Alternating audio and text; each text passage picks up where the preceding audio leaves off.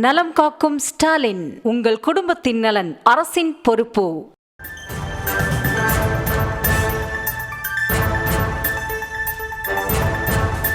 அண்மை செய்தியாக பார்த்து வருகிறோம்.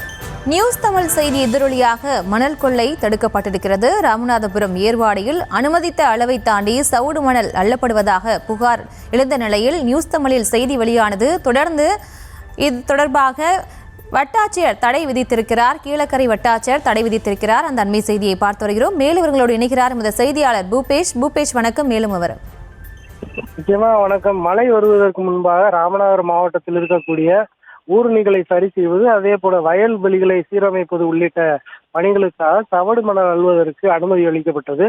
அந்த அனுமதியை பயன்படுத்தி சிலர் சட்டவிரோதமாக அளவிற்கு அதிகமாக மணல் அள்ளி அந்த மணலை விதிக்கு புறம்பாக விற்பனை செய்த கிடைத்த தகவலை அடுத்து ஏர்வாடி பகுதியில் விற்பனையில் ஈடுபட்ட நபர்கள் குறித்து ஆதாரங்களோடு செய்தி வெளியிட்டிருந்தோம். காலையில் செய்தி வெளியிட்டிருந்த நிலையில் இது தொடர்பான தகவல் மாவட்ட நிர்வாகத்திற்கு கிடைத்ததன் அடிப்படையில் அங்கு ஆய்வு பணியை மேற்கொண்ட கீழக்கரை வட்டாட்சியர் செல்லப்பா அங்கு மண் அள்ளுவதற்கு தடை விதித்திருக்கிறார். மேலும் மாவட்டத்தில் உள்ள பிற பகுதிகளிலும் இது போல முறைகேடுகள் நடைபெறுகிறதா, அதே போல வேறு ஏதேனும் விற்பனை நடக்கிறதா என்பது குறித்து சம்பந்தப்பட்ட அந்தந்த பகுதியினுடைய வட்டாட்சியர்கள் ஆய்வு செய்யும்படி மாவட்ட நிர்வாகம் தெரிவித்திருப்பதாக, அந்த அடிப்படையில் தேய் வண்ணத்திற்கு அருகாமையில் இருக்கக்கூடிய இடங்களில் வட்டாட்சியர்கள் தற்போது ஆய்வு பணியில் ஈடுபட்டு வருகிறார்கள் என்பது குறிப்பிடத்தக்கது. காலையில் செய்தி வெளியிட்டிருந்த நிலையில் மணல் கொலை தடுத்து நிறுத்துவதற்காக மாவட்ட நிர்வாகம் துரிதமான நடவடிக்கை எடுத்திருப்பது குறிப்பிடத்தக்கது.